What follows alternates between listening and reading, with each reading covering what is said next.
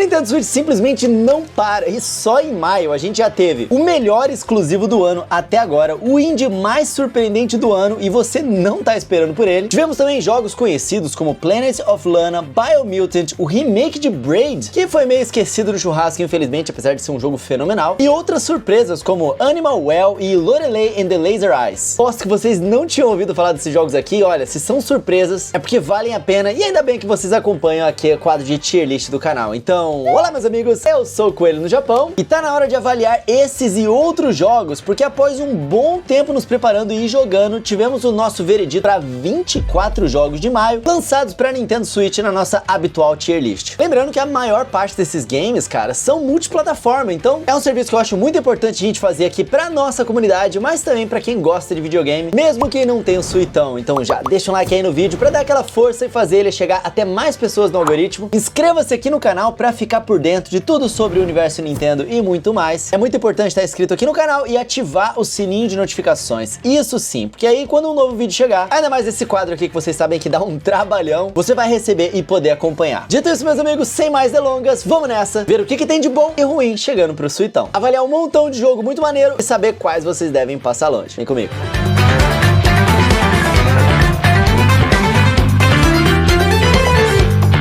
A gente começar, uma dica: se você quer comprar um Nintendo Switch ou um jogo ou um desses jogos aqui, você pode simplesmente me perguntar onde é que ele tá mais barato. O grupo de WhatsApp está aqui na descrição, onde eu dou dicas, ajudo todo mundo que tá precisando e indico jogos em promoção para você nunca precisar pagar caro. Quer comprar, mas não sabe aonde? É só perguntar pra gente, ou então checar o site nintendobarato.com.br, que é o site da minha equipe, que tem um bot inteligente que busca os menores preços do Brasil para o Nintendo Switch e tem indicações também dos micro SD cards, os jogos corretos e mais adequados e onde eles estão mais baratos de comprar também. Toda a curadoria feita manualmente, e a gente coloca essas informações todas ali, ó, no grupo de Telegram, no grupo de WhatsApp e também no Instagram, galera. É só entrar aqui no canal de transmissão. Aqui tem todas as informações. Tanto no Nintendo Barato quanto nos grupos, é só você mandar uma DM, cara. Diz o que você precisa, a gente manda o linkzinho de volta pra você poder comprar, sabendo que você vai estar comprando o mais barato, recebendo a melhor indicação e em locais 100% de confiança. Links do Nintendo Barato e dos grupos de promoção estão aqui na descrição.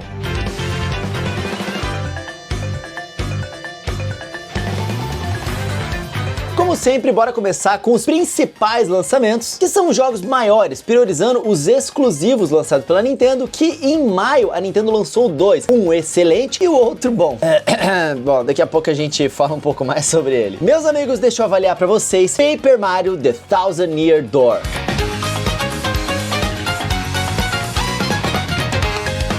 Ele voltou, cara, o remake de um dos melhores jogos do Mario de todos os tempos, incluindo qualquer série do Mario que você queira incluir. Thousand Year Door está no Nintendo Switch, está completamente refeito porque é um remake e está absolutamente lindo, cara. Pra quem não sabe, esse é um RPG por turnos que traz um combate que exige reações em tempo real, seja no ataque para conseguir dar mais dano e criar mecânicas criativas em cada ataque, ou seja na defesa para reduzir o dano causado pelos inimigos. E essa mistura rende bons combates, principalmente contra ótimos chefes. E eu vou te falar, esse é justamente o jogo de combate por turno que quem não gosta de combates por turnos adora. A ação nunca para, tá ligado? E é falando de bons personagens que a coisa sai da explicação pra aclamação, cara. Apesar do bom combate e bom sistema de RPG, o que realmente consagra, cara, o Thousand Year Door como o Paper Mario mais aclamado de todos, e inclusive um dos jogos favoritos de muitos nintendistas, incluindo eu aqui, são justamente os seus personagens e os momentos que a gente vive com eles, cara. Se nos jogos de Mario de plataforma a gente tem vários Goombas, todos eles iguais, nesse spin-off a gente tem uma das melhores interpretações sobre o universo do Bigodudo. Diversos inimigos comuns da série são aqui um tipo de raça, ou seja, de povoado, com suas próprias características, costumes e seu próprio charme, né? Ao longo do jogo a gente vai recrutando um de cada para ser o nosso aliado e vamos nos apegando a eles também, cada qual por uma maneira diferente. E eles são engraçados, eles têm personalidade, eles são profundos, cara. Nunca que você ia imaginar que você ia se afeiçoar a um um Goomba. E eu não falo só dos nossos aliados não, cara. Os inimigos que aparecem no jogo, em determinados momentos, você até sente pena de estar lutando contra eles. A personalidade dos nossos aliados vão desde um divertido medroso que quer se aventurar para impressionar uma namorada,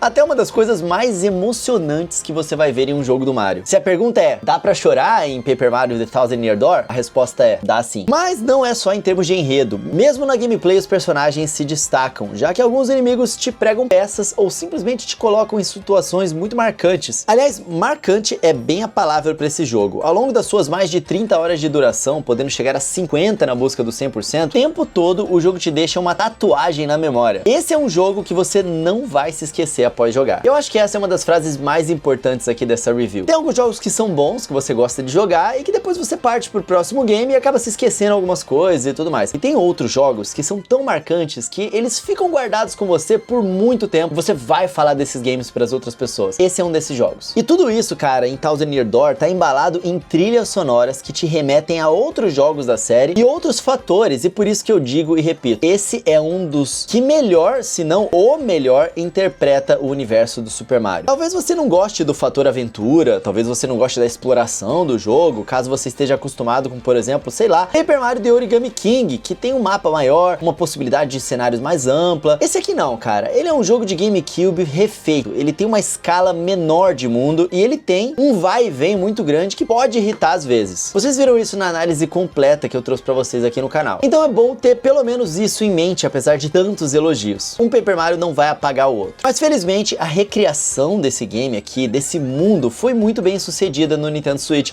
Os visuais estão lindos, a trilha sonora foi refeita com instrumentos reais e ambos deixam esse remake bem à frente da versão original. Infelizmente, mesmo com algumas melhorias de qualidade de vida, o jogo ainda pode apresentar alguns problemas de vai e vem, como eu falei, que cansam o jogador, um problema da época, já que esse é um jogo de 2002, né, que a gente se livrou hoje em dia, como no próprio Paper Mario The Origami King, e que é basicamente a única ruga no rosto desse jogo, mostrando que ele é sim um jogo antigo. Mas tirando isso, galera, ele é 90% ainda atual, ainda excelente 22 anos depois e muito melhor do que a grandíssima maioria dos jogos que se lançam por aí. Em termos de preços versus a qualidade, cara, a gente avalia que é um valor justo pelo que ele entrega. A performance dele é 5 de 5 no Switch, mesmo sendo um jogo que no GameCube rodava a 60 frames por segundo e aqui roda 30, cara. É um tipo de jogo que, sério, a troca pelo visual mais aprimorado valeu a pena. A duração dele é de mínima ali de umas 30 horas e máxima de 50 horas. A dificuldade, olha, não é um jogo difícil, podemos dizer que é um jogo ali fácil, em termos dos combates e tudo mais. E os pontos de destaque, ou seja, as pré-indicações para o Coelho Awards vão para melhor remake, desempenho gráfico, melhor RPG, melhor exclusivo e jogo do ano. E a nota técnica da equipe Coelho no Japão para Paper Mario The Thousand Year Door é nota 9 de 10. E a tier da experiência geral que tivemos com o game é tier S+, galera. Para uma review mais completa, como eu falei, vejam o nosso vídeo dedicado a analisar o jogo, porque lá a gente fala muito mais sobre tudo isso.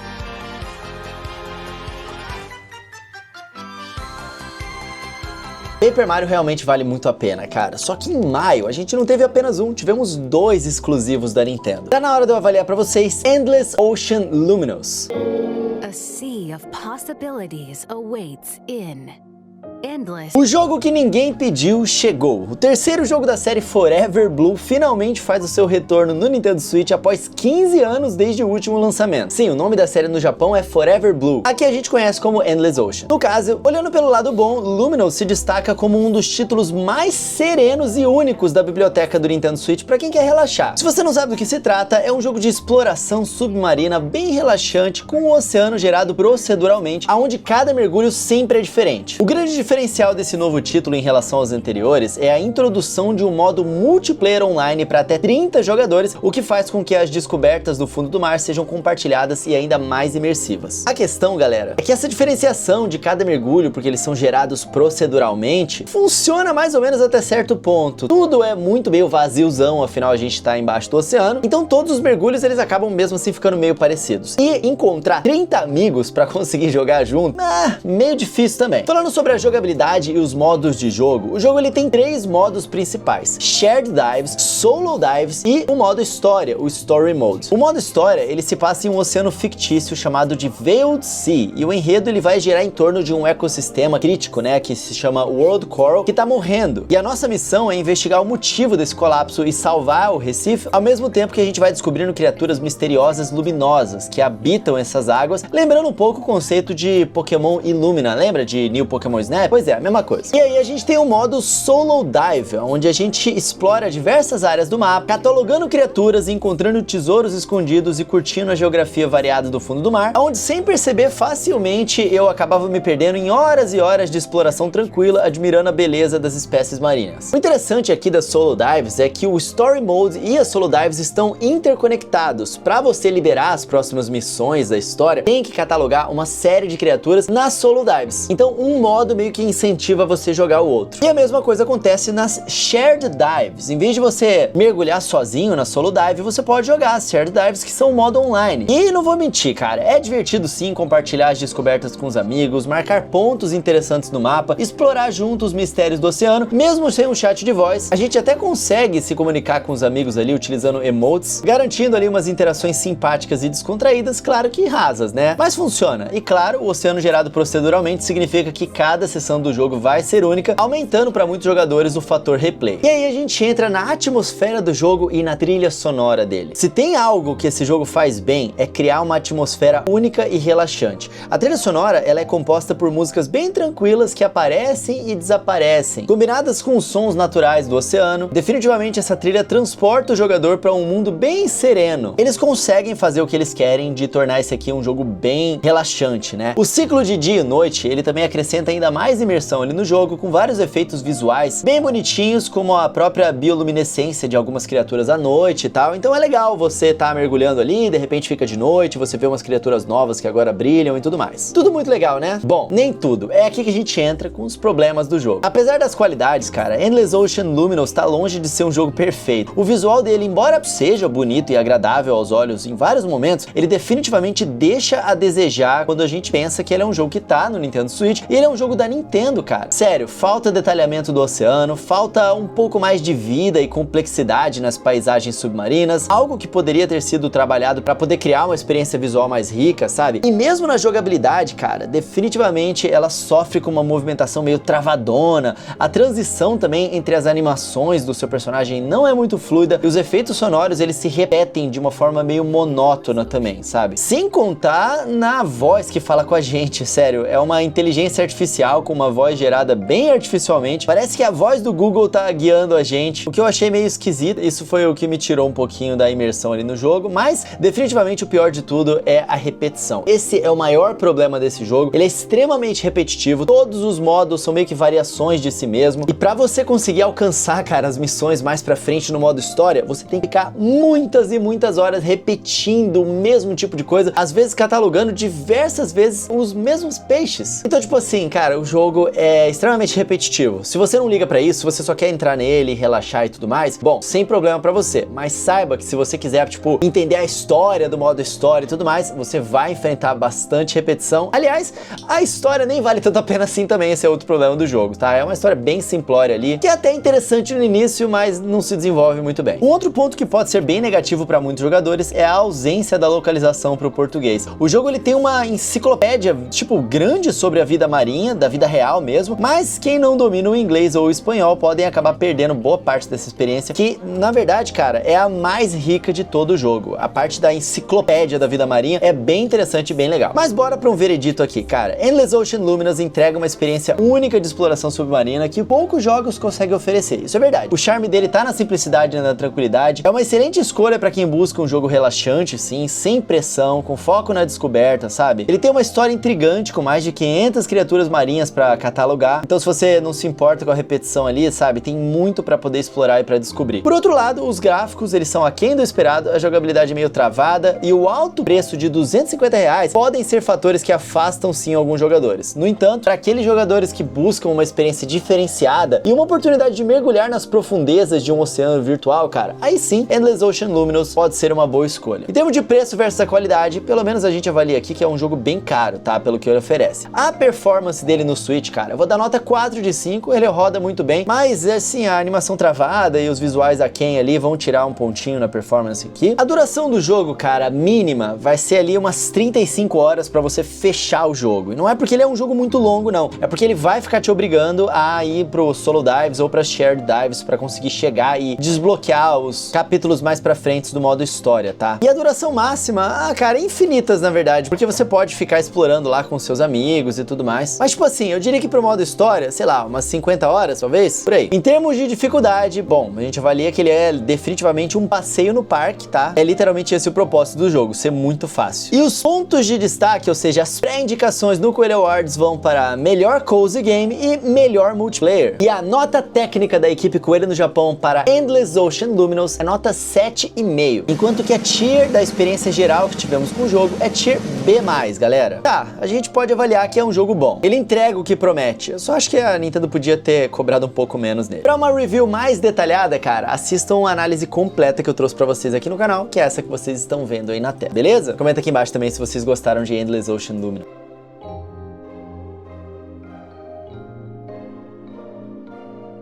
Agora, amigos, continuando os principais destaques lançados para Nintendo Switch em maio, bora passar agora para os destaques de jogos multiplataforma. Começando por um que vocês me pediram há bastante tempo, que é o jogo de mundo aberto de animais pós-apocalíptico. Tá na hora de eu avaliar para vocês Biomutant.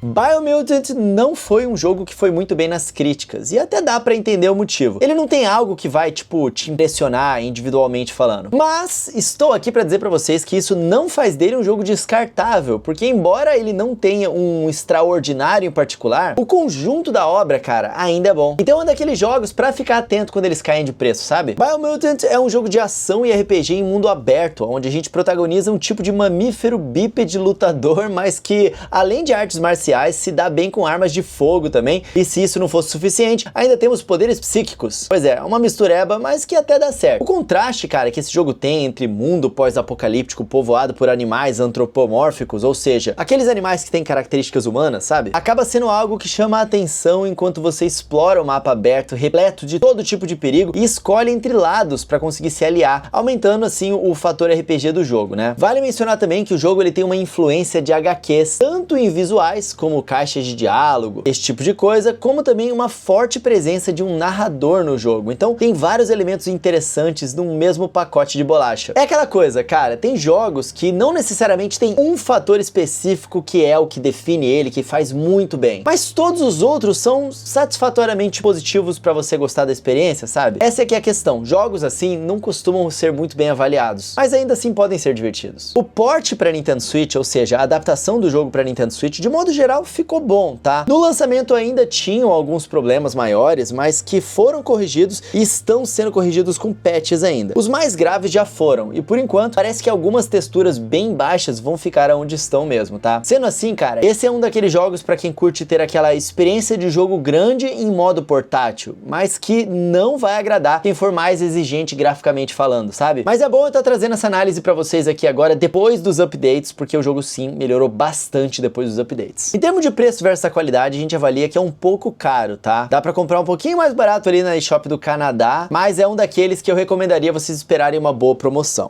Em termos de performance no Switch, cara, depois de todos esses updates, dá pra colocar um 4 de 5 dessa vez. E os pontos de destaque, ou seja, as pré-indicações para o Coelho Awards vão para universo, ambientação, combate e melhor jogo de ação. Dito isso, a tier da experiência geral que tivemos com Biomutant é uma tier A. Considerando que o jogo já entrou em promoção, deu pra ver que a THQ está ciente de que se trata de um port atrasado e não vai demorar muito pra derrubar o preço do jogo em promoções com o tempo. Então, gostou do que você viu, cara? Deixa favoritadinho lá na sua eShop ou acompanha aqui o canal que quando ele tá em promoção eu te aviso. Que esse sim é cheio de acertos e muita personalidade, o que não é nenhuma surpresa pra quem acompanhou o trabalho anterior aqui desse estúdio, né? Tá na hora de eu avaliar pra vocês Lorelei and the Laser Eyes.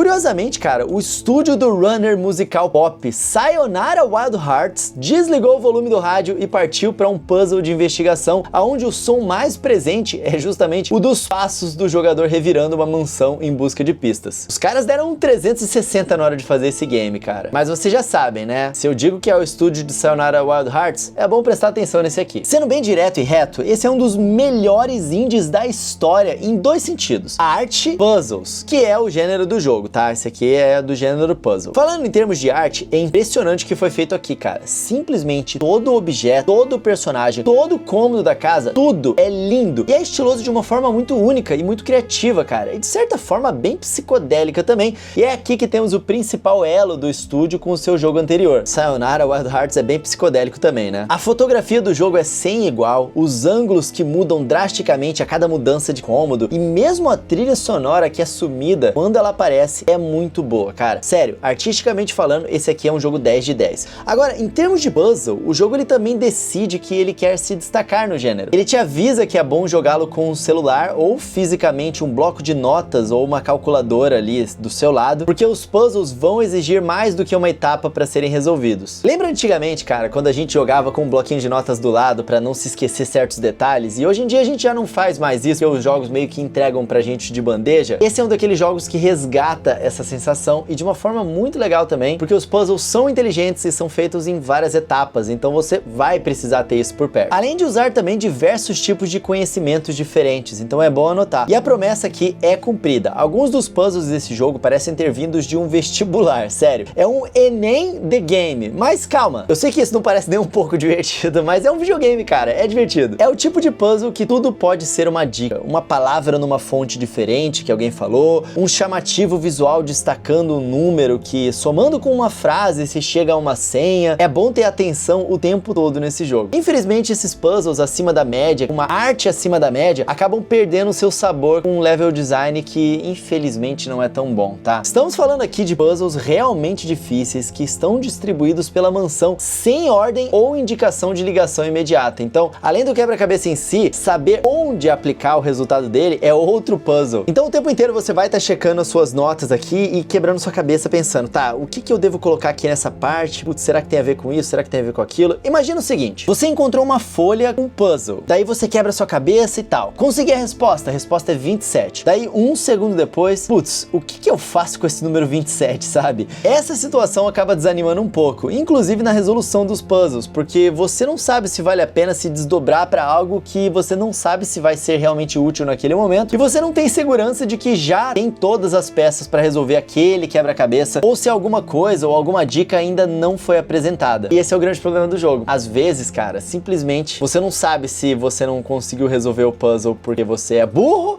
ou porque você não explorou ainda o suficiente. Você não é burro. Para de rir aí, cara. Pô, tô fazendo análise aqui, cara. Não é burro não, pô. Ninguém é burro. Não, ninguém é burro. Você não é burro.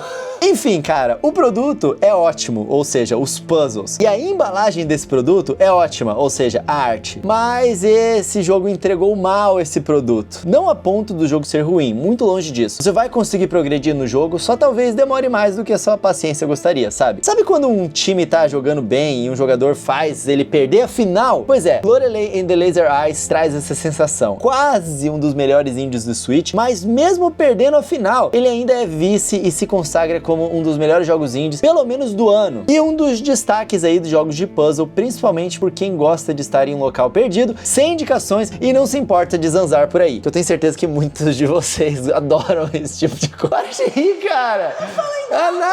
Análise aqui, pô, tô analisando o jogo pra galera. Em termos de preço versus a qualidade, bom, a gente avalia que é um preço justo, tá? Custa R$100 ali, ele é muito bem embaladinho, é um jogo bom. Em termos de performance, ele vai ganhar nota 4 de 5 aqui. E os pontos de destaque, ou seja, as pré-indicações do Coelho Awards vão para polimento, criatividade, fotografia, direção de arte, forma de narrativa, sound design, música vocal e melhor puzzle. Dito isso, a tier da experiência geral que tivemos com Lorelei and the Laser Eyes é tier A+.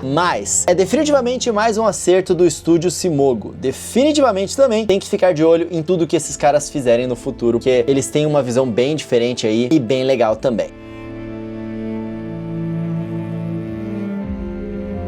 Agora, meus amigos, pra encerrar aqui essa primeira parte do vídeo, bora com a Bandai Namco, um dos personagens mais queridos da história dos games, que teve um novo velho lançamento. Tá na hora de avaliar pra vocês Pac-Man Mega Tunnel Battle Champ Chomps. Ah, é Chomp Champs, dá na mesma.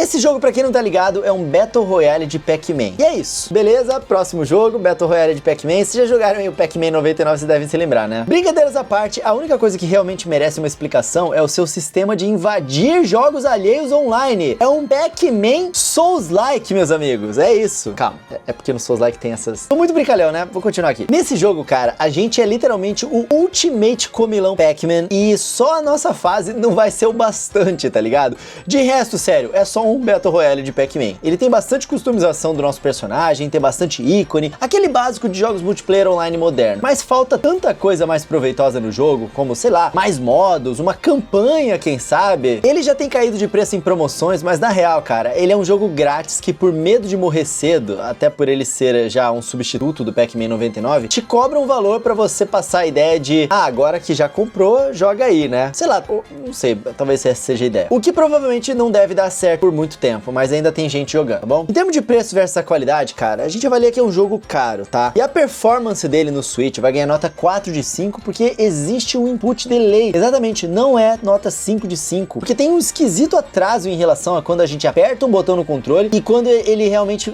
executa aquela ação, né? Vale a pena eu avisar isso pra vocês, mesmo não sendo algo catastrófico assim, porque eu tenho certeza que alguns de vocês vão ficar confusos achando que é o controle de vocês que tá com problema ou alguma configuração na TV. Não é, é o jogo. E a tier da experiência geral que tivemos com Pac-Man Mega Tunnel Battle Chomp Champs é tier B, galera. Olha, ele não é um jogo ruim, ele é um Pac-Man, mas ele é básico e a maioria deve esperar promoções, o que pode comprometer a experiência online necessária para o jogo funcionar. Se você gostava de Pac-Man 99 e sente falta dele, cara, esse é o seu jogo.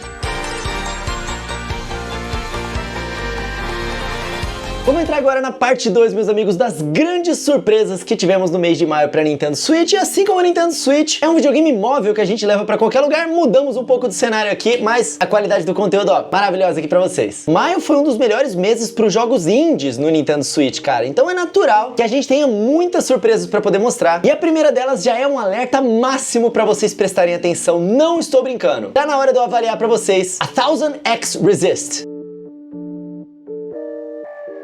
Falar sobre jogos narrativos é meio complicado, porque exaltar as melhores partes do jogo é literalmente spoiler o jogo pra vocês. Mas eu não quero fazer isso, então eu vou dividir essa análise aqui em dois. Começando com o mínimo de informações possíveis, e aí quem já se der por satisfeito pode pular aqui pro próximo jogo, vocês sabem, tudo fica organizado aqui no canal, na timeline aqui do vídeo. Eu aviso vocês quando eu começar a entrar em mais detalhes, beleza? Vamos lá com o mínimo. A Thousand X Resist é um jogo de aventura sci-fi focado 100% em história, mas ele tem uma protagonista controlada. Então, no mínimo, você precisa explorar os cenários, encontrar NPCs, encontrar objetivos, esse tipo de coisa. Ele é muito inspirado em Nier Automata, por exemplo, e filmes como Onde Está a Segunda. E ao mesmo tempo ele tem um roteiro inovador que mescla diversos temas como obediência cega, lealdade, manipulação e imigração, por incrível que pareça, além da parte sci-fi com clonagem. Tem também intervenção de forças externas, vamos assim dizer, e muito mais. O jogo é um pacote completo para quem gosta de narrativa de ficção científica e um pacote completo também para quem gosta de jogos narrativos em geral, sendo simplesmente um dos melhores jogos do Nintendo Switch nesse sentido. É isso que vocês precisam ouvir nessa análise. A história dele é profunda e direto ao ponto. Você começa o jogo completamente cheio de dúvidas, meio que como um Attack on Titan, sabe? E aí a cada capítulo você vai ganhando respostas e tendo as suas pernas quebradas, tá? Pelos plot twists. Então fica o aviso, joga sentado porque a coisa aqui realmente vai longe. Todo capítulo é bem forte e tem pelo menos uns 4 capítulos que você precisa de uma pausa para conseguir assimilar o que você acabou de ver. Simplesmente não dá tempo do jogo ficar monótono, é bomba atrás de bomba o tempo inteiro. O problema é que ele não está em português, né? É sempre esse problema assim com os jogos narrativos, mas se você gosta da premissa que eu te falei aqui até agora, calma que eu ainda não vou entrar nos detalhes extras, mas já dá pra você ficar atento no jogo. Continua aí que eu te aviso quando for pra pular. A trilha sonora do jogo é meio tecno melancólico, ela é muito marcante, tem personagens muito marcantes, cenários e fotografia fotografias muito deslumbrantes.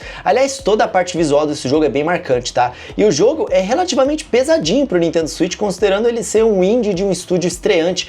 Deu pra ver que os caras se esforçaram nesse port, tá? Ele é um jogo indie bem ambicioso pra quem tá começando do zero. Sem zoeira, esse jogo é elite dos jogos narrativos, não tem erro pra quem gosta desse tipo de game. O jogo já passou de mais de 1000 reviews na Steam e ele tem 97% de aprovação, então não sou só eu que tô elogiando ele aqui pra vocês. Ele tá na lista da IGN dos principais jogos do ano que receberam nota 9 a 10. Ele é de um estúdio inédito chamado Sunset Visitors, mas os membros desse time já têm experiência com outras artes, né, desde filme a música, por isso que eles conseguiram fazer um jogo tão marcante e narrativo nesse estilo. Então eu vou adiantar pra vocês aqui o nosso veredito pra esse jogo antes dos spoilers leves, tá bom? Em termos de preço versus a qualidade, a gente avalia que é um bom preço pra esse game, R$52 ali na eShop do Chile ou 60 na do Brasil, e um jogo incrível, cara, vale a pena com certeza no preço cheio, tá? A performance dele vai ganhar uma nota 4 de 5, porque ainda tem um downgrade bem notável no jogo, e a duração mínima dele é de umas 8 horas, sendo de máxima ali umas 16 horas, dependendo da sua performance ali, de descobrir as coisas e tudo mais, tá? Não é um jogo difícil, então a dificuldade ganha ali uma nota passeio no parque, que é a mais fácil possível,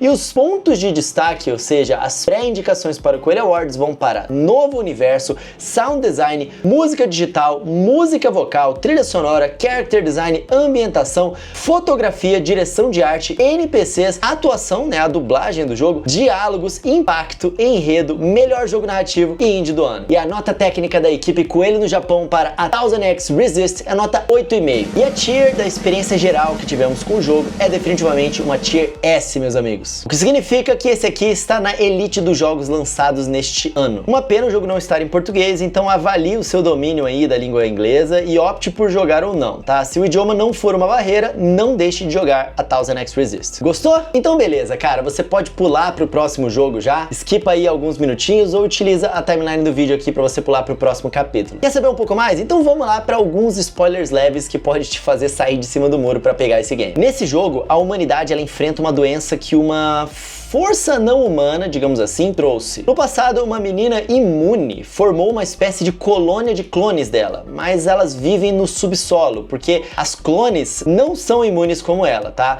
O jogo, ele começa nessa colônia. A nossa protagonista, ela é chamada de Watcher, que em português significa meio que observadora, talvez, porque nessa sociedade de clones não existem nomes, apenas o seu número e, no caso, de 5 delas, né? Existe também uma função, como a de observadora, que é a nossa protagonista, a de curandeira, a de atiradora e algumas outras. Aí a Watcher, cara, ela é encarregada de viajar pelas memórias da chamada All Mother, que é uma menina original que não vive na colônia, ela vive na superfície, em combate com a ameaça da força externa. E por ser a original e somente ela vira os clones, ela é tratada como uma liderança máxima, chegando quase ao ponto de uma adoração divina, assim, pelos clones. E aí, de tempos em tempos, a All Mother convoca algumas das 5 funções para subir até a superfície com ela, só que uma vez que você vai, você nunca mais volta ou nunca mais consegue se comunicar. E eu ainda não vou te explicar o porquê, porque o clima desse iniciozinho ali é tudo muito suspeito, como vocês podem perceber. O jogo ele não tem viagem no tempo propriamente dita, tá? Nessas observações de memórias que você tá vivendo, você explora livremente cenários do passado, mas como Watcher, né? Como observadora, sem aquela coisa de, eu vou conversar com alguém do passado e interferir no presente. Não, nada disso. Você só pode observar essas memórias. Mas é interessante porque uma das mecânicas do jogo é você ir viajando entre essas linhas do tempo e em tempo real pressionar um botão, o que é uma baita conquista técnica do Nintendo Switch, porque você literalmente aperta um botão e você viaja até lá instantaneamente, mudando o cenário e tudo mais, e aí você consegue ver, tipo, de onde veio essa ameaça, a origem da All Mother, como que a colônia de clones se formou, porque não tem mais ninguém na colônia, só que nas memórias da All Mother tem, porque ela é imune e as clones não, né? Aí não dá pra contar mais nada pra vocês, porque vocês não estão preparados pra essa história, amigos. Só confia em mim. É isso, finalizamos, vamos pro próximo game agora. Joguem A Thousand X Resist.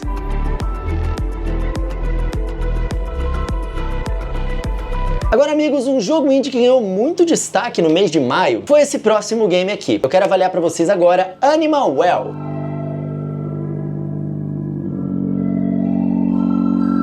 Animal Well é um Metroidvania também de um estúdio estreante e basicamente feito pelo Billy Bassel. Ele é um jogo feito para fãs de Metroidvania mesmo, tá? O jogo ele traz poderes que não são fáceis de utilizar, mas que podem realizar diversas coisas quando bem utilizadas na exploração e na resolução dos puzzles, porém não em combate, porque em Animal Well nós somos inofensivos, uma slime praticamente, né? E como tal, a gente não tem como bater nos inimigos, então o jogo ele reinterpreta o conceito de combate, inclusive nas batalhas de chefe, que existem sim no jogo, tá?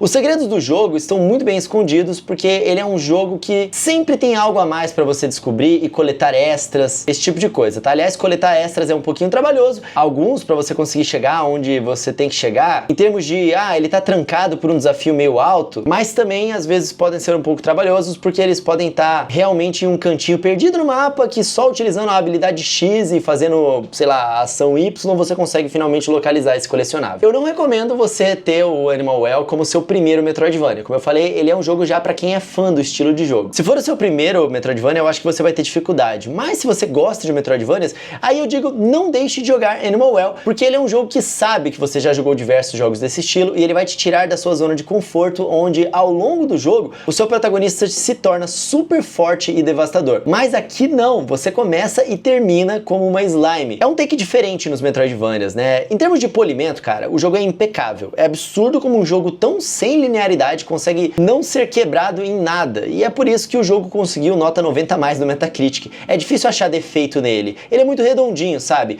E em termos de arte visual também é incrível. O pixel art com filtro único, a psicodelia no cenário, que contribui para ser um ambiente amedrontador. Sério, tem momentos do jogo que é quase um survival horror. Resumindo, galera, jogaço mesmo. O que as pessoas falam por aí não é mentira. E é por isso que em termos de preço versus a qualidade, a gente avalia como um preço justo, tá? R$75 é um preço justo para a qualidade desse game. A performance dele, como eu falei, pô, perfeita, cara. Nota 5 de 5 aqui. Em termos de duração, mínima de 6 horas ali, máximo de umas 20 horas para poder zerar tudo. E a dificuldade, cara, tá na média, uma dificuldade mediana ali. Os pontos de destaque para Animal Well vão para polimento, pixel art, level design, mecânica de gameplay, direção de gameplay e melhor Metroidvania. E a nota técnica da equipe Coelho no Japão para Animal Well é nota 9,5. Notaço, amigos. Agora, essa é a nota técnica do jogo, mas como que ficou a nossa experiência geral? Bom, a tier da experiência geral da equipe Coelho no Japão para Animal Well é tier A+. É uma tier muito alta, mas não chega a ser uma tier S por faltar algo que realmente o coloque na elite desse ano. Ele é definitivamente elite dos Metroidvanias em 2024, né, do gênero como um todo, inclusive não só desse ano, mas dos jogos de 2024 em geral, não. Então ele não entra na tier S, ele fica na tier A+. Mas é um jogaço, podem jogar. Meus amigos, maio foi um dos melhores meses para os jogos indies e um dos que contribuíram para isso foi esse próximo game fofíssimo aqui. Tá na hora de eu avaliar para vocês, Haunty. Esse game é uma mistura inusitada de aventura, twin stick shooter e Super Mario Odyssey. O nosso protagonista, ele tá no pós-vida e ao atirar uma certa quantidade de tiros, ele pode possuir objetos diversos, além de alguns seres também, tá? Essa diferença na quantidade de tiros é interessante, porque no Super Mario Odyssey, um Goomba e um, sei lá, tiranossauro tem o mesmo processo para você poder possuir esse objeto, né? E aqui não, um objeto vai exigir mais do que outro objeto um pouco mais fraco. E daí é como conhecemos no Super Mario Odyssey, né? A gente tem diversas tarefas dos mapas que dão itens colecionáveis e esses itens eles servem para desbloquear a história, mas também para comprar melhorias, como tipo mais vida, mais dashes ou mais estamina para poder atirar. A gameplay desse jogo é ótima, cara, e artisticamente ele é incrível, como vocês podem ver. O visual é um tipo de granulado, parece até feito de areia, é uma coisa bem única, cara. Agora, musicalmente, meus amigos, que trilha sonora. O jogo ele simplesmente abre assim.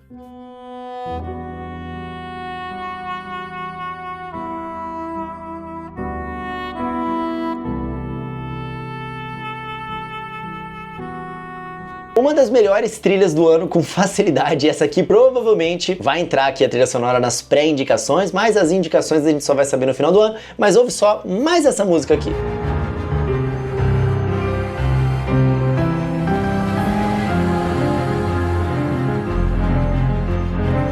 Bom demais, né, amigos? Bom, em termos de preço versus a qualidade, a gente avalia que é um bom preço ali de R$60, o jogo também está em português, tá? A performance dele é perfeita, ganha nota 5 de 5. E como eu falei, os pontos de destaque, ou seja, as pré-indicações do Coelho Awards, vão para performance musical, música vocal, trilha sonora, melhor arte, progressão, direção de gameplay e melhor jogo de aventura. E a tier da experiência geral que tivemos com Haunting é uma tier A+.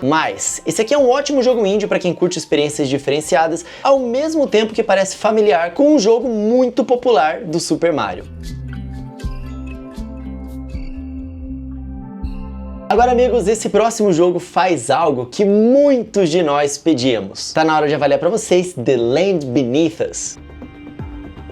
Esse jogo, ele é basicamente um roguelike tático, no estilo bem de Into the Breach ou Ever Tried e muitos outros nesse estilo. Em The Land Beneath Us, temos diversos mini-mapas com mini-batalhas, no estilo xadrez de estratégia, só que a gente tem que seguir vencendo essas batalhas e melhorando as nossas tropas e coletando novos equipamentos e evitando danos, porque a nossa vida se mantém e se a gente morrer já era, tá? Afinal de contas, esse aqui é um roguelike. Mas no caso desse jogo, tem algumas diferenças, tá? Não é bem assim. Em The Land Beneath Us, ele traz uma abordagem mais moderna dos roguelikes que não te fazem perder todo o progresso ao morrer. É o que a gente chama hoje em dia de roguelite. Aqui a gente tem fases cheias de salas e ao morrer a gente volta para o início da fase somente. E ao concluir temos outra fase nos aguardando e podemos revisitar a fase concluída. Na mesma dificuldade ou aumentando o desafio se a gente quiser buscar melhores recompensas, tá? É muito menos frustrante enquanto mantém assim a essência de improviso de build dos roguelikes. Então assim, se você ouviu esse termo e você não gosta desse tipo de jogo, esse aqui você pode jogar numa boa, tá? O jogo ele tem bons poderes que formam ótimas possibilidades de builds, ele tem bons combates de chefes, ele tem uma pixel art muito bonita também, e o melhor é o preço dele, né? É um jogo muito bom, apenas por R$27 no preço cheio, sem promoção, sabe? Então é assim, gostou da ideia? Vai lá e compra esse game. Pode comprar sem medo, porque é um que vale a pena. Ou então fica ligado aqui nos vídeos de segunda-feira do canal, né? Ativa o sininho de notificações que eu aviso vocês quando o jogo estiver em promoção, beleza? Em termos de preço versus a qualidade, a gente avalia que é um preço ótimo para a qualidade desse jogo, a performance dele vai ganhar uma nota 5 de 5 e os pontos de destaque, ou seja, as pré-indicações do Coelho Awards, vão para pixel art, progressão, melhor roguelike e melhor tático. E a tier da experiência geral que tivemos com The Land Beneath Us é tier A+.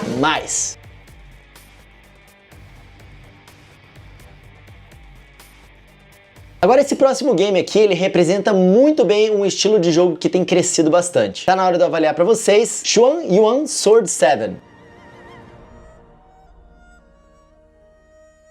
Os jogos de ação chineses e coreanos, cara, têm ganhado um destaque nos últimos anos. E em 2024 em especial também. Afinal de contas, um dos principais jogos desse ano aí é um jogo chinês, né? O Wukong lá. Mas enfim, no Nintendo Switch, Xuan Yuan Sword 7, um nome difícil de falar desse jogo, cara, mostrou o motivo desse estilo tá crescendo, tá? O jogo de ação e RPG traz um combate que une o melhor dos hack and slashes e souls-likes. Tipo assim, são batalhas de chefe bem desafiadoras que exigem que o jogador decore padrões de ataque para poder punir o seu adversário, mas a movimentação do protagonista ela é mais ágil, tá? E vários golpes podem ser encadeados de uma vez só, misturando ataques comuns com skills e especiais, esse tipo de coisa. O jogo ele tem um pouco de tudo. Tem puzzles, tem inimigos fáceis, tem chefes difíceis, tem história. Ele é bem diversificado e isso é muito bom pra esse game. Eu particularmente adoro games que fazem bastante diversificação de gameplay assim, como eu sempre falo pra vocês aqui no canal, a gente valoriza bastante isso. O jogo em si, ele é um RPG de uma escala interessante, tá? Ele parece com uma remasterização, sei lá, de um Final Fantasy VII Crisis Core, com áreas pequenas, corredores simples, mas esses cenários eles são muito bem trabalhados. Então, assim como o combate, que é um meio termo entre Souls e Hack and Slash, a escala do jogo é meio que um meio termo entre um jogo indie e um jogo de maior orçamento, trazendo cinemáticas dubladas, muito bem feitas para poder contar a história de um irmão que luta para salvar o espírito da sua irmã morta e quem sabe trazê-la de volta ao nosso plano, né? Pense nesse jogo aqui como um jogo grande de PlayStation Vita, mais ou menos, tá? Em termos de preço versus a qualidade, a gente avalia, no entanto, que ele é um pouco caro ali, custa R$170 para o que ele oferece. A performance dele vai ganhar uma nota 4 de 5 aqui, não exatamente umas 5 estrelinhas, e os pontos de destaque dele vão para universo, trilha sonora, conjunto de inimigos e chefes, combate e melhor jogo de ação. E a tier da experiência geral que tivemos com Xuan Yuan Sword 7 é tier A.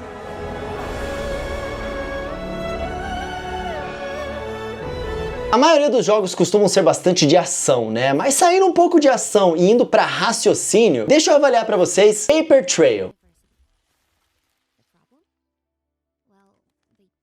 Alguns jogos indies têm ideias geniais e isso torna eles instantaneamente jogos interessantes, né? Principalmente quando, além da ideia, se tem uma boa execução dela. E esse é o caso de Paper Trail, que é um jogo de puzzle onde o cenário é como se fosse um desenho de uma folha. E como tal, podemos dobrar essa folha de diversos jeitos. E nessas dobras estão as respostas para os puzzles do jogo. Porém, galera, mais do que simplesmente dobrar, o jogo ainda avança passos e insere mecânicas novas a cada capítulo. No total, Paper Trail parece um bom jogo de puzzle comum, só que com uma adição da sua mecânica inovadora, ou seja, ele sem essa mecânica principal já seria um bom jogo. Agora, com essa mecânica, ele se torna um ótimo jogo. Além disso, toda a parte visual do game é um charme à parte, cara. Os personagens, os cenários, a forma de ir contando a história, ele é um jogo muito bonito e bem cativante, além de um jogo bem inteligente, tá? Ele tem uma boa precificação também, ele tem português, simplesmente fizeram tudo o que esperamos de um jogo menor. E é por isso que em termos de preço versus a qualidade do jogo, a gente avalia que é um valor justo pra ele, tá? A performance a gente não vai avaliar porque a gente jogou a versão de PC, então não jogamos a versão de Nintendo Switch, não vou poder avaliar a performance no Nintendo Switch pra vocês, mas pesquisando na internet, pelo menos eu consigo trazer a opinião de outras pessoas pra vocês aqui, tá? Não vimos nenhum problema ser relatado por quem analisou esse jogo na versão de Nintendo Switch, internet afora aí, em várias línguas diferentes, tá? E o jogo, ele é bem leve também, então eu acredito que não vai ter nenhum problema de performance, mas em questão de transparência aqui, não vamos dar nota de performance pra esse aqui. Os pontos de destaque, ou seja, as pré-indicações no Coelho Awards vão para criatividade e inovação, arte, mecânica de gameplay, level design e melhor puzzle. E a tier da experiência geral que tivemos com Paper Trail é tier A+.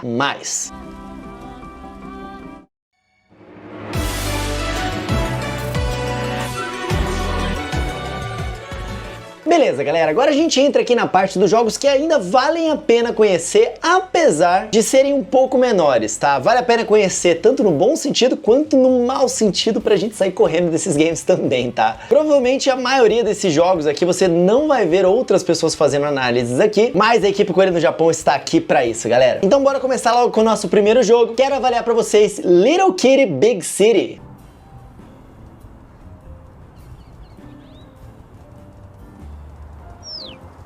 Esse game é um sandbox de gatinho, onde a gente pode subir nos prédios, atiçar cachorros, derrubar pedestres, quebrar vasos e tudo mais que o seu gato faz em casa, tá? Pra quem não sabe, jogos no estilo sandbox são aquele estilo que você fica livre, brincando, como se fosse uma caixa de areia, fazendo o que você quiser, tá? Da sua própria forma. O jogo ele tem uma arte bem bonita, ele cativa facilmente, ele só peca por ser um joguinho muito curtinho, sendo mais próximo de um quarteirão aberto, em vez de um mundo aberto, sabe? Você pode terminar o jogo, por exemplo, entre 2 a 3 horas e você consegue fazer 100% dele com pouco mais de 5 horas. Então é um cozy game ali pra você pegar, brincar de gatinho durante um tempo ali e depois passar pro próximo jogo. Nesse tempo não dá pra desenvolver tão bem assim a gameplay e não dá tempo também de ter uma evolução dela, tá? Então eu acho que esse é o principal ponto fraco desse game. Além disso, os controles eles não são muito bons, então a jogabilidade ela não foi muito bem executada, apesar dele ter uma boa direção pra um jogo curto, tá? Muitas pessoas vão curtir esse game, mas saiba que ele não é um jogo com polimento muito grande, nem com uma profundidade muito grande mesmo. É um brinquedo de gato, tá? O jogo ele tem muitos problemas técnicos quando a gente jogou no lançamento e eles estão sendo resolvidos aos poucos. Hoje em dia ele já tá bem melhor e pode ser que no futuro, quando você assistir esse vídeo aqui, já esteja muito bom, mas saiba que ainda pode ser uma questão. Em termos de preço versus a qualidade, cara, a gente avalia que é um valor muito caro, tá? Pra esse game. A performance dele não ganha uma nota muito boa, vai ganhar uma nota de 3 de 5 aqui, depois desses updates mais atuais, talvez melhore no futuro, não sei. A duração é uma mínima ali de 1h30 e máxima de 10 horas. E a dificuldade não tem, é um passeio no parque pra gente poder brincar. Então a nota técnica da equipe Coelho no Japão para Little Kitty Big City é a nota 7,5. É um jogo divertidinho, mas com muitos problemas ali. E a tier da experiência geral que tivemos com o game é tier B+. O que significa que é um jogo bom, e é isso.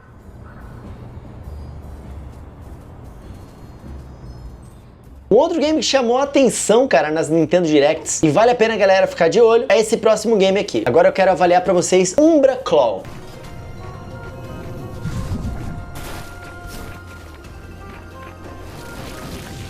Umbra Claw é um jogo de ação e plataforma com uma protagonista única, porque aqui também é um jogo de gato, só que nesse jogo a gente é um gato no pós-vida, tentando voltar pra vida. Só que lá, um golpe apenas é o suficiente pra gente ser vencido. Porém, somos um gato, então o gato tem 9 vidas, e essa é a mecânica do jogo. A cada hit, a gente perde uma dessas vidas, ficando ao mesmo tempo mais perto da morte definitiva, né? Mas ao mesmo tempo ficamos mais forte também, porque a cada vida que a gente perde, a gente ganha uma nova habilidade. Então a gente tem que terminar as fases do jogo com essa limitação de zerar ele inteiro com 9 melhorias no máximo, que nas últimas resultam em uma transformação mais radical para um felino bípede mais boladão e tudo mais. É legal, cara. Só que o interessante mesmo é que essas habilidades que a gente ganha quando a gente é atingido são aleatórias, então você acaba formando builds diferentes a cada fase que você joga, ou mesmo a cada tentativa, caso você morra e tenha que reiniciar. E isso torna a gameplay desse jogo muito variável.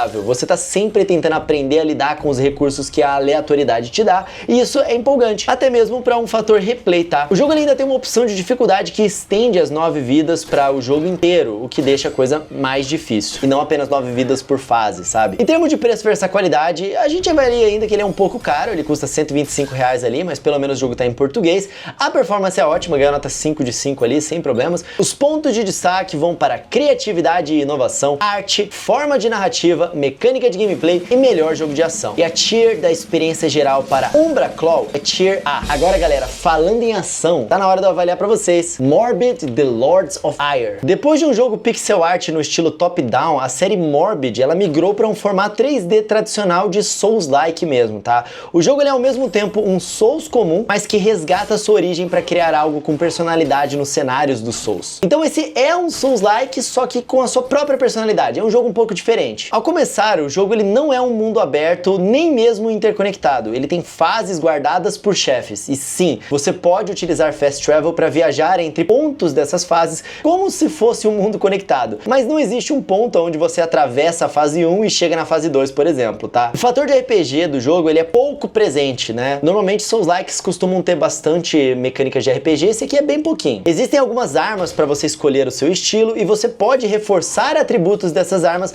além de buscar cartas equipáveis que melhoram os seus status pessoais. Mas não é um jogo que tem classes focar em ser um tanca-tudo, esse tipo de coisa, tá? No geral, ele é mais um jogo de ação do que um Souls-like. Um jogo de ação com algumas mecânicas de Souls-like. Pronto. Só que duas mecânicas aqui se destacam. A primeira delas é a sua forma de punir a morte, tá? Ao contrário da maioria dos Souls, você não perde almas ao morrer e você tem que ir lá buscar. Aqui, matar inimigos serve para acelerar o seu crescimento de experiência. Então, é importante buscar uma sequência de inimigos vencidos. Assim, você consegue aumentar a sua taxa de XP em 1.7 vezes 2, vezes 2,5, esse tipo de coisa. E é difícil upar nesse jogo, então é essencial manter um bom combo. Só que isso elimina aquele clichê de todo jogo Souls de ter que ir aonde você morreu e se você morrer de novo, já era, sabe? Você perde a experiência. Então é interessante. O jeito do Morbid, ele não é nem melhor e nem pior. Ele é um jeito único, que é legal, é diferente de você experienciar esse estilo de jogo. Outra mecânica é o da sua arma, que pode dar um tiro apenas e só recarrega com itens. Ou então recarrega ao eliminar o adversário que você utilizou o tiro, tá?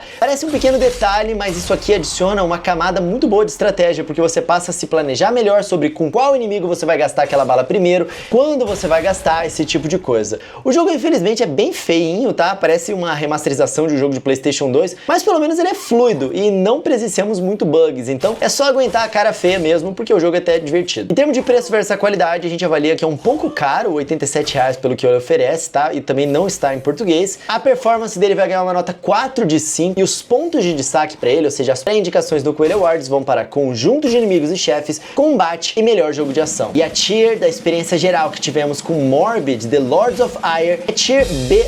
Significa que é um jogo bom.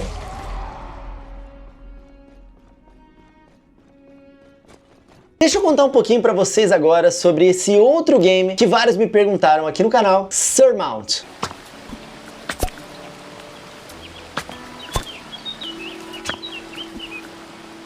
Surmount é um jogo sobre escalar montanhas, controlando individualmente cada uma das mãos e com uma física engraçada que, bom, não tem tanta graça por não ser muito boa, tá? Muitos de vocês ficaram curiosos em relação a esse jogo aqui, porque ele parece aqueles jogos que tem realidade virtual e ele também chamou a atenção pelo seu visual meio esquisitão na Indie World, tá? O que eu posso dizer é que dá pra se acostumar com essa física meio engraçadona e passar menos raiva com a física e com a jogabilidade em si. Porém, ainda existem outros problemas técnicos com o game que infelizmente traz bugs, traz um level design desbalanceado, uma progressão meio confusa. Cara, esse aqui é um jogo que tem uma essência legal, uma ideia interessante, mas ele não foi bem executado, tá?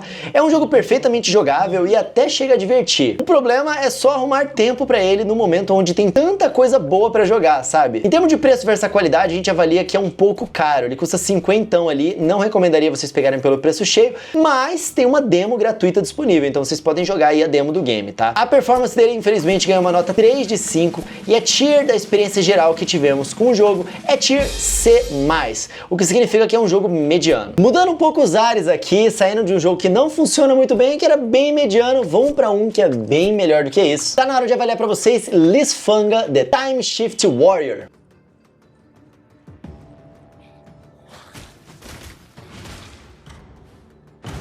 Esse aqui é mais um jogo com uma ótima proposta, galera. Em Lysfanga a gente tem um hack and slash top-down de estratégia. O nosso tempo para poder vencer os inimigos de uma sala é bem curtinho e para ter sucesso a gente tem que voltar no tempo e criar uma segunda linha temporal. Então, por exemplo, se tem 3 inimigos na esquerda e 3 inimigos na direita, você começa atacando os da direita, aí você volta no tempo e dessa vez você ataca os da esquerda. E aí deixa o seu, entre aspas aqui, eu do passado atacando os da direita, assim todos os inimigos são vencidos, tá? Em pouco tempo, o jogo ele começa a exigir uma sincronia entre os clones temporais, além de abrir diversas outras possibilidades de combo, cara. É um jogo bem inteligente. A exploração dele é que é bem fraca. Ele só tem alguns colecionáveis no mapa, que no geral é bem só corredor mesmo, porque é mais sobre o combate dele, tá? A trilha sonora dele é suficiente, ela não é muito marcante, então ele tem os seus problemas também que o impedem de ser um jogo de elite. Mas pelo menos, quando ele se trata da proposta dele, que são esses combates malucos, ele executa isso muito bem. A proposta dele é bem única, além de trazer bons visuais no Nintendo Switch, tendo um ou outro probleminha técnico de renderização de cenário, por exemplo, mas é coisa de gente detalhista, tá? Então, no geral, cara, Lysfanga é uma boa surpresa que vai te dar uma experiência bem única de combate. E é por isso que, em termos de preço versus qualidade, apesar dele custar R$75, a gente avalia que é um valor justo, e o jogo está, sim, em português. A performance dele vai ganhar uma nota 4 de 5 aqui, e os pontos de destaque vão para criatividade e inovação, desempenho gráfico, mecânica de gameplay e melhor jogo de estratégia e ação. E a tier da experiência geral que tivemos com Lysfanga The Time Shift Warrior é tier A+.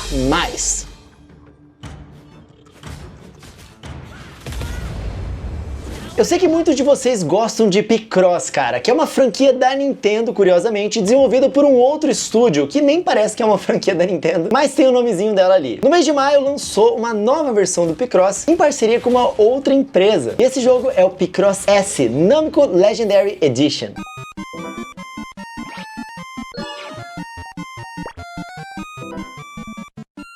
A série Picross ela não é conhecida por uma inovação, digamos assim, e aqui não é diferente, mas os jogos são muito gostosos de jogar e eles são conhecidos por terem cada vez mais conteúdo e isso ninguém pode negar, tá? Picross S é um jogo de puzzle de nanogramas, que é o nome desse tipo de puzzle, com diversos modos de jogo, como o tradicional Picross, o Mega Picross com puzzles imensos e uma das coisas recentes que tá nesse jogo é o Color Picross, onde a gente forma imagens coloridas. Isso muda um pouco as regras do jogo, então é atraente tanto pela parte visual, por formar uma imagem colorida, quanto no gameplay por ser algo novo. Só que no geral é o Picross de sempre, tá? Agora tematizado com as séries clássicas da Namco, tanto em desenhos quanto em músicas, então assim, o apelo desse jogo é esse. Quem já gosta de Picross vai pegar esse aqui, que gosta de Pac-Man, gosta das coisinhas ali da Namco, tá? Se vale a pena, olha, se você já tem outros Picross com esses modos de jogo, talvez esse aqui não vale muito a pena, a não ser que você seja muito fã da Namco, tá? Agora, se você não tem nenhum Picross Picross, aí eu acho que vale muito a pena, porque são dezenas de horas de jogo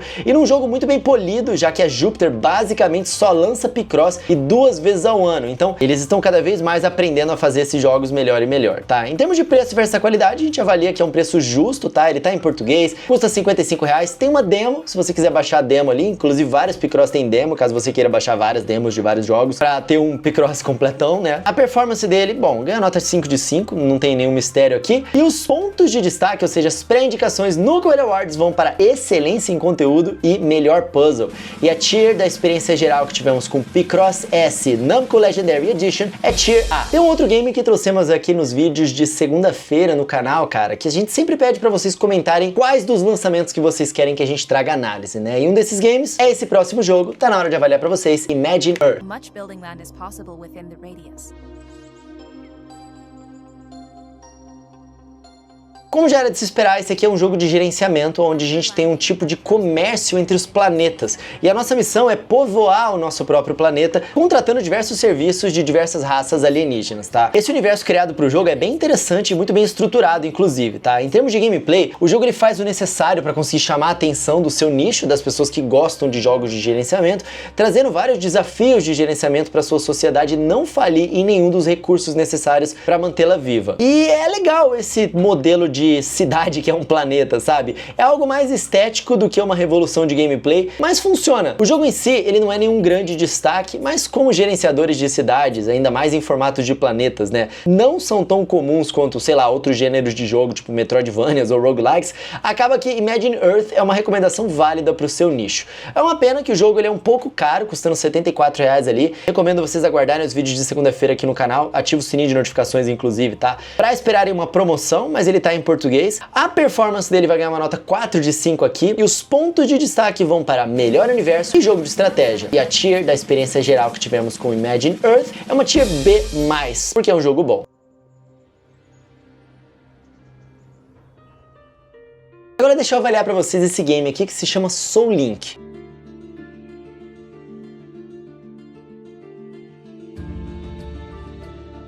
Jogos de tile match como Tetris e Puyo Puyo são conhecidos por junte peças para destruir, né? E assim conseguir pontos. Só que em Soul Link a gente tem um jogo onde a gente junta para construir. Olha que legal. Imagine que esse jogo ele é um construtor de pontes, só que em vez de madeira ou concreto, a gente utiliza peças de Tetris caindo do céu.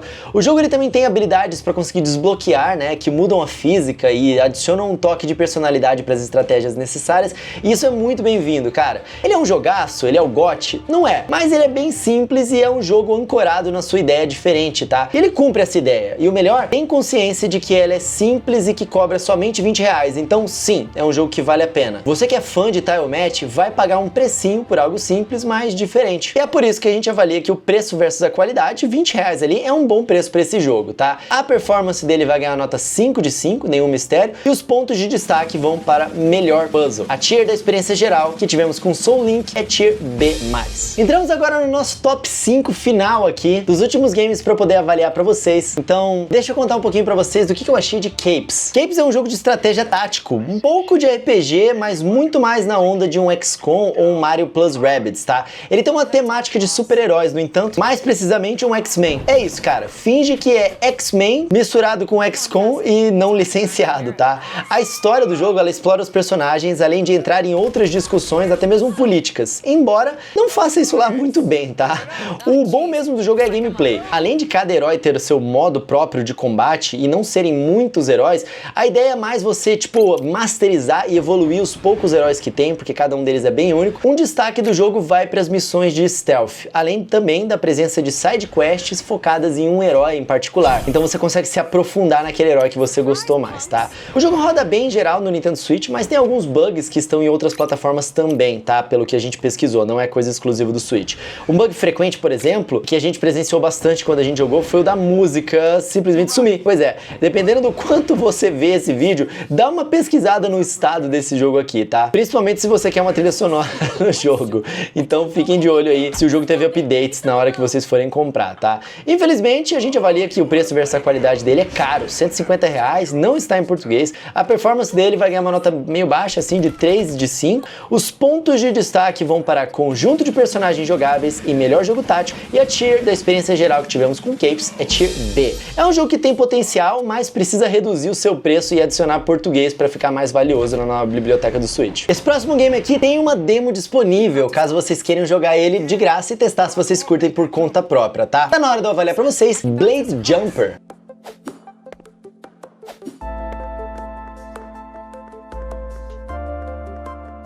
Uma rápida explicação antes do jogo. Os jogos de plataforma Only Up, tá, têm crescido bastante. Nesses jogos a gente tem um grande trajeto a percorrer, mas a gente pode cair e cair de um jeito muito feio a ponto de acabar voltando muito na progressão do jogo. É aquele tipo de game design que os jogos indies usam pra esticar um jogo curto com a desculpa de que ele é desafiador, tá ligado? Eu particularmente não gosto muito disso, então infelizmente por essa característica, boa parte desses jogos são muito ruins. A gente já reprovou alguns esse ano inclusive, tá? Agora Blade Jumper ameniza essa injustiça dos Only Ups. Existem diversos pontos de checkpoint nesse jogo aqui, onde não tem como cair mais além dali. E ele sim sabe começar fácil e ir dificultando. Então é um jogo que te dá tempo de se acostumar com a física, com os controles e ir pegando gosto da jogabilidade dele. Você não controla o personagem do ar, então você controla a direção e a intensidade do pulo. E aí depois que você pulou, já era, cara, você não controla mais até ele cair no chão. Sendo bem sincero, finge que o seu personagem é uma bola de golfe. O jogo também traz batalhas de chefe, traz colecionáveis, NPCs pra conversar no trajeto. Ele é um Only Up, só que mais bem feitinho, mais bem polido. Mas ainda não é um jogo que eu posso recomendar pra todo mundo, tá? Como eu falei, ele tem uma demo disponível, então vocês podem baixar aí caso vocês curtam, porque é um jogo baratinho, e é por isso que em termos de preço versus a qualidade, a gente avalia que é um valor justo, tá? A performance dele vai ganhar nota 4 de 5 e a tier da experiência geral é tier B. Entrando agora no nosso top 3, tá na hora de avaliar pra vocês Bread and Fred. Esse é mais um jogo Only Up, cara, mas que chamou a atenção por lembrar Ice Climbers. Só que nesse aqui ele tem um problemão. É horrível pular nesse jogo. Sim, pular é ruim em um jogo de pular. Já sabe onde que eu vou chegar com isso, né? Isso porque o jogo em si é muito curto. O mapa, entre aspas, dele é bem pequeno. Daí o jogo ele não desenvolveu a sua gameplay e ele já te coloca no começo em pulos que exigem extrema sincronia e um processo muito complicado, onde um tem que girar até pegar a velocidade e aí o outro que tá segurando solta no momento exato. Nossa, cara, é muita complicação e é tipo um pulo só pra isso, entendeu? E que por ser um jogo no estilo Only Up, você pode cair pra caramba e perder muito progresso. Então é um jogo muito frustrante, cara. Felizmente o jogo tem a opção de infinitos checkpoints, que é como todo mundo joga esse jogo, não tem como jogar de outra forma. E se for uma dupla presencial, dá pros dois jogadores insistirem até pegar a manha. Porque jogar de um jogador só, cara, jogar sozinho é muito ruim, porque o seu parceiro é uma pedra. E aí demora ainda mais pra você avançar, porque você tem que ficar levando e jogando a pedra e só depois pulando. E cara, online esquece. Nem a melhor internet do mundo com um chat garante que a sincronia exigida pra esse jogo vai ser alcançada, tá? Ele é um jogo tão promissor e carismático, mas que exagerou na dificuldade e com uma física que exige muito pra avançar pouco. E é por isso que em termos de qualidade versus preço aqui, ele vai ganhar muito caro. Uma nota a pior possível aqui pra gente, mesmo com o valor de R$47 e estando em português. E a tier da experiência geral que tivemos com o jogo é tier C, o que na nossa avaliação é um jogo bem fraquinho. Cara, é um jogo que até dá pra divertir, mas com 1000 condições. Você precisa de alguém na sua casa, com você, e a dupla tem que ser habilidosa e persistente e utilizar recursos de acessibilidade. Cara, é um trampo muito grande pra curtir um jogo de pinguins, tá ligado? E o nosso top 2, deixa eu trazer pra vocês o que eu acho de Astor, Blade of Monolith.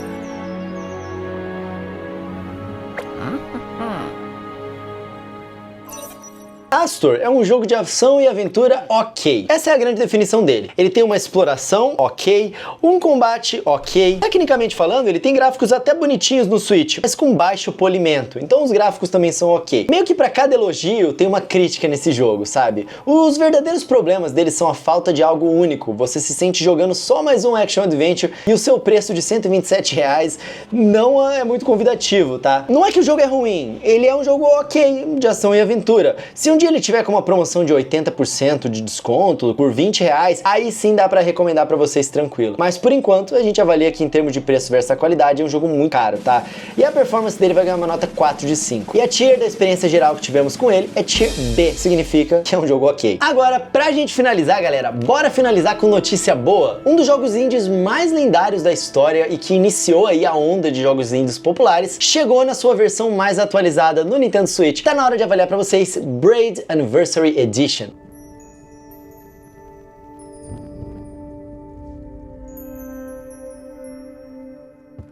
Braid foi um dos primeiros jogos indies, cara, principalmente carregando o termo indie, e ele tá de volta com visuais aprimorados e várias outras melhorias. E basicamente é um jogo que continua incrível. O jogo é um puzzle que mexe com o tempo, e de diversas formas ele faz isso de maneira muito criativa. Tipo, você pode fazer um objeto voltar no tempo, você pode fazer o cenário voltar no tempo e um objeto não, você pode voltar no tempo e o cenário fica lá, esse tipo de coisa. É um jogo que deve ser bem difícil de programar, inclusive, tá? Cada mundo no jogo trabalha um conceito diferente nas suas fases e progressivamente conceitos cada vez mais complexos. Braid é um jogo difícil, tá? No começo ele é difícil de saber o que você tem que fazer e próximo ao final do jogo a execução do que você tem que fazer também começa a ficar difícil. Se você quer um puzzle plataforma difícil, mesmo em 2024, só que justo e muito criativo e muito inteligente, esse aqui é uma das melhores recomendações desse ano, porque ele é um jogo genial, ele é muito bem executado e ele é muito desafiador e ele ficou numa versão bem bonita agora nessa Anniversary Edition. Mesmo sendo um relançamento muitos anos depois, Braid novamente venceu o tempo. E essa é a frase de efeito que eu tenho pra vocês aqui nessa análise, tá? Em termos de preço versus a qualidade, a gente avalia que é um preço justo pela qualidade dele, tá? A performance tá 5 de 5 e os pontos de destaque, cara, vão para melhor remake e melhor jogo de puzzle e plataforma. Inclusive, já anuncio aqui pra vocês que devido à quantidade de jogos puzzle, tipo Lorelei The Laser Eyes e da subdivisão puzzle plataforma, tipo Mario vs Donkey Kong e o Braid, a gente vai separar essas duas categorias no Coelho Awards no final do ano, tá? Puzzle e plataforma vão ser categorias diferentes desse ano. Sempre que a gente tem um subgênero se destacando entre os outros gêneros de jogos em um determinado ano no Nintendo Switch, a gente faz isso para que eles possam brilhar por conta própria e vocês possam conhecer os melhores nesses gêneros, tá? É um trabalho que a gente faz aqui na equipe, que a nossa missão é ajudar vocês a tirar o melhor proveito do videogame de vocês e a nossa missão, cara, é tentar pelo menos fazer o melhor trabalho de cobertura dos games de Nintendo Switch que a gente consegue, tá bom? Tudo por vocês, galera. Finalizando aqui um pouco sobre Braid, o final desse jogo é absolutamente surpreendente, é tipo um daqueles finais que ficam marcados na história dos videogames e que todo mundo se lembra pelo plot twist e a hora que você percebe aquela coisa. Então, se você não jogou esse jogo aqui, cara, jogue, Braid vale a pena. E a tier da experiência geral que tivemos com Braid é tier A+.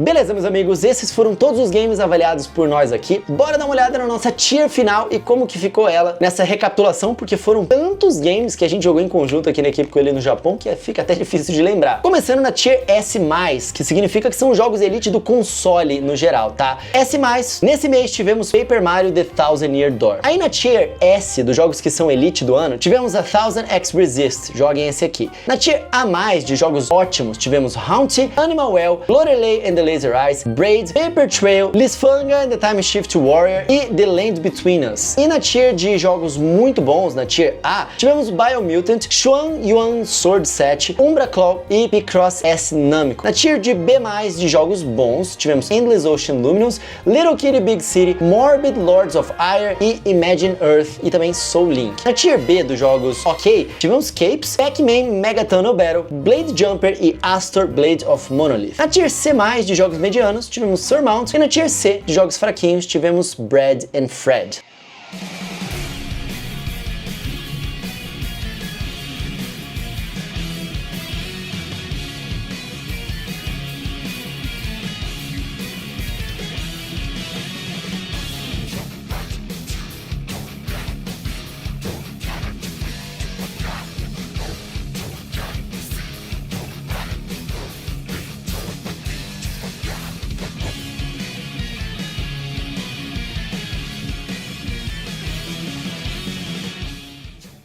Ufa, galera, tivemos muita coisa lançada no Switch no mês de maio, é por isso que a gente tá em setembro e só tá conseguindo lançar esse mês pra vocês agora, porque é muita coisa pra gente poder jogar e avaliar aqui pra vocês. Mas a seriedade da equipe Coelho no Japão aqui com esse nosso trabalho que a gente faz pra vocês é muito grande, cara. Mas eu não posso deixar de dizer, essa tier deu muito trabalho pra ser feita, mas com o apoio de vocês, essa série tem se mantido forte em views, nos dando força pra entregar o mais completo vídeo pra vocês sempre. Muito obrigado pelo apoio de sempre, muito obrigado a todo mundo que manda aí os super valeus nos comentários. Muito obrigado a todo mundo que deixa o like, todo mundo que assiste os vídeos aqui. Tamo juntasso, galera. Essa série a gente faz pra quem realmente gosta de videogame e é definitivamente a série mais importante do canal e culmina na grande premiação do Coelho Awards no final do ano, que tá chegando, hein? Vai ser em dezembro. Comentem, galera. Comentem no vídeo aqui, como sempre, quais jogos vocês conheceram nesse vídeo e se você tem uma opinião diferente sobre alguns dos jogos que de repente vocês jogaram, comenta com a gente também, porque eu quero saber, tá? Assim esse vídeo se torna mais do que um vídeo, se torna também um espaço pra conversa sobre os jogos que foram lançados em maio pra Nintendo Switch. E aquela coisa, galera, querem saber a avaliação de algum jogo? Pesquisa pelo nome dele e Coelho no Japão. Vocês provavelmente vão encontrar praticamente todas essas avaliações lá no nosso canal de cortes, tá? Então fica fácil de encontrar nossas avaliações sobre cada um desses jogos. Se tem um jogo de Nintendo Switch que vocês querem saber qual foi a nossa avaliação por ele, cara, descobre quando que ele foi lançado